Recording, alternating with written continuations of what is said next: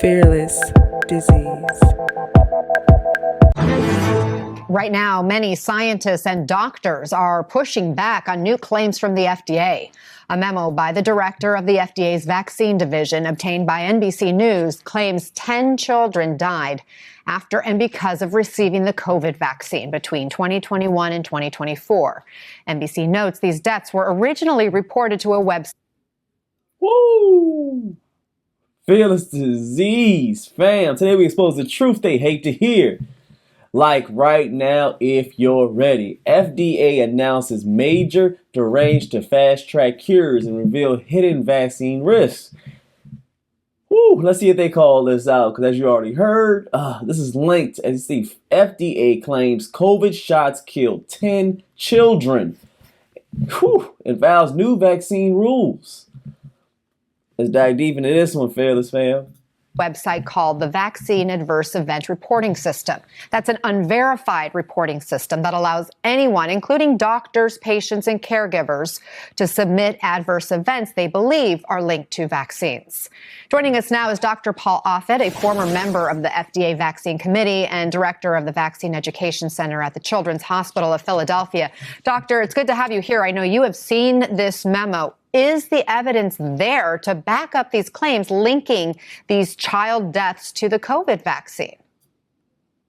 We don't know. We haven't seen any evidence. If you're going to make that kind of claim, which is an extraordinary claim, you should have clear evidence. So for the very least, you would have to have autopsy data showing that these children had severe myocarditis, meaning damage to the heart muscle that is proximally associated with that death, that they weren't infected with a natural virus, SARS-CoV-2 virus, the virus that causes COVID, because that virus can clearly cause severe and occasionally fatal myocarditis. And then thirdly, that the child wasn't infected with any other virus, of which there are many, that can cause fatal myocarditis that have names like enterovirus, echovirus, parvovirus, adenovirus. And that even that is not a proof, but at least it gets you part of the way there. Here we just have the FDA saying, trust us, we know this to be true, without giving us any clear evidence. In fact, NBC reports that the memo did not include the children's ages or medical histories, timelines, or documentation for the deaths he references, does not identify the manufacturer of the vaccine. The FDA's findings haven't even been published in a peer-reviewed journal. Doctor, what do you make of that? And do we have any details about these deaths? See, they always bring one person, one doctor, one opinion on if this is true or not. See, this is what ticks me off about certain doctors and certain researchers, that they lack common sense. A lot of common sense. I mean, these kids were doing fine before they took the COVID shot. Then if they take it, then they cease to live and pass away, as the 10 children did. They always say, "Oh, it's not just the COVID," but that's usually the main denominator when it comes to it, is that they took this so-called vaccine, or so-called the 19. I don't know how we can say it on this channel, but we're fearless over here. You know what we're talking about. So it's funny how the first thing he says is, we don't know. Researchers say, we don't know. I think most of them already do know, but they don't want to scare the public, and they don't want to hurt the big billionaires and millionaires, and they make their profit so much off of these vaccines. No, it's an unprofessional and irresponsible thing to do. But you're right, Anna, that's the way to do it. What you do is you write up the case reports. You then put that in a paper. You submit it to an excellent peer-reviewed journal. You have subject matter experts review that and then decide whether or not your data support your claims. None of that's happened. So again, I think it's just an irresponsible and frankly frightening thing to do.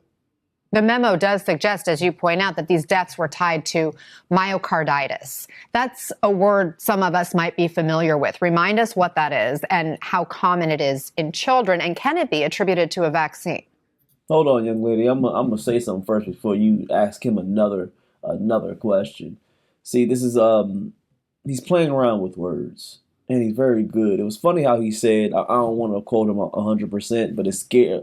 In most instances, it was kind of scary to say that taking a vaccine was going to be able to, hurt kids, and something was going to go wrong. And it's scary to tell the public. I mean, it also was scary to tell the public that if you don't take a shot, that means something's going bad will happen to you. this certain vaccine something's bad gonna happen to you, so you have to take it. That was actually scary too to other people. But you weren't scared to do that. All the propaganda, every single news tablet, radio, every network was pushing everybody to take this so-called vaccine. But now it's so scary. Now when you see all the side effects of it years later, now you want to call something scary and be like, oh no, we can't do that. It's funny how these people operate. Well, so myocarditis means inflammation of the muscle of the heart. And we know that the virus, SARS-CoV-2 virus, could cause severe and occasionally fatal myocarditis. Now, the vaccine in some people, and it was primarily 16 to 29-year-old boys and men, could be within 4 days of receiving the second dose, cause a very mild case of myocarditis that was short-lived, transient, self-resolving, and was mild. So what the FDA is now claiming was that here are some children in whom it wasn't mild. In fact, it was so severe that it caused death. If that's true, prove it. Because right now they're just asking us to trust them, and that's not fair. And the director of the FDA's vaccine division, Dr. Vinay Prasad, who wrote this memo, has now proposed new changes to the way vaccines are reviewed, not just the COVID vaccine, but other vaccines as well. We know there's a CDC meeting this week to consider the childhood vaccine schedule. Dr. Offit, what are you expecting to come from that? Once again, before he answers this question, there's nothing wrong with that. We should do more research on all the vaccines.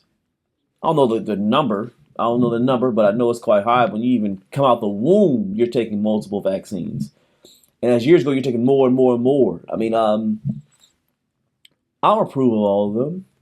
I need to maybe do some more research on why we're taking them.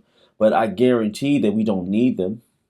For some reason, man, there's always a lawsuit. They cover it up a lot, but I know there's plenty of lawsuits where there's potential parents that do not want to be able to have their kids exposed to these vaccines. And for some reason, we start to do all this research, more and more research, because a few people get hurt from the 19 one, that vaccine. It's funny how things get uncovered as time goes. And after a while, with social media and the way we're rolling with all these devices, and we can record everything, and everybody has a say-so, it's funny how we're getting, different signals and different opinions when it comes to these vaccines. Very, very intriguing. Nothing good. I mean, first of all, I was on the Advisory Committee for Immunization Practices in the CDC from 1998 to 2003. We're always reviewing the childhood schedule to make sure that it serves our nation's needs. This is nothing new. Unfortunately, the Advisory Committee for Immunization Practices was fired. I mean, on June 9th, Robert F. Kennedy Jr., the Secretary of Health and Human Services, fired 17 people and replaced them with people like him, who have an anti-vaccine, anti-science point of view. In fact, one of the members of the new ACIP has said he's proud to be an anti-vaccine activist. So I don't trust that group, nor do I trust the CDC right now. And most people in the medical and scientific community can no longer look to the ACIP or the CDC for valid information and advice. So how much harder is it to do your job and for others there at the Children's Hospital where you serve to be able to help families navigate all of this? Well, fortunately, the professional societies like the American Academy of Pediatrics, American College of Obstetrics and Gynecology, Infectious Disease Society of America, and states and centers like ours, the Vaccine Education Center at Children's Hospital of Philadelphia, are trying to provide good evidence that then leads to good practices, good medical practices. So I think that's the country has risen up in many ways against the ACIP and CDC to try and provide the information that we do need. So you're right, it's more work, but it's necessary work. Well, we appreciate what you do, and thank you for being somebody that we can turn to as a resource to provide some good, solid information to our viewers. Dr. Paul Offit, it's good to have you here. Okay, you heard him. Kind of makes sense, kind of doesn't.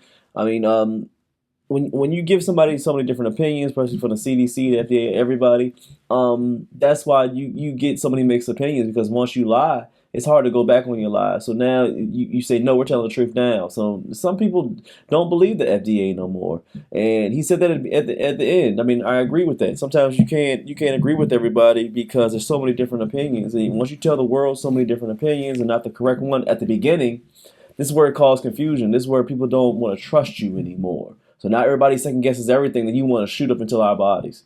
I'm sorry. Pause. That was wild. But my prediction, man, approvals speed up to about 30% by mid-2026. They want to improve things a little bit more. So I know approvals in different statutes are going to change. I think it's going to get there at least by mid-2026, like we said. But lawsuits spike in risk. Public health revolutions, or it's going to be a rollback. Hey, let me know in the comments what you guys think. Smash the like, tap the next video, subscribe, and hit that bell. Don't forget the Cash App. Link is going to be in the description. Make sure you go ahead and support Fearless Disease. We'll see you on the next one. Stay rich and stay fearless.